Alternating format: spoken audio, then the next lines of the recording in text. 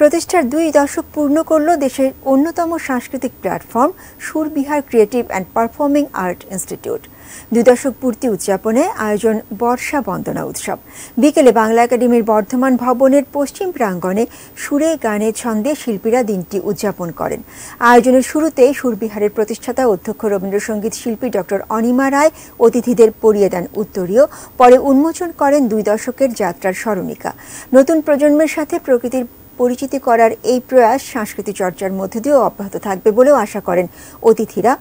আয়োজনে সঙ্গীত নৃত্য পরিবেশন করে এই সংগঠনের বিভিন্ন বয়সী শিক্ষার্থীরা।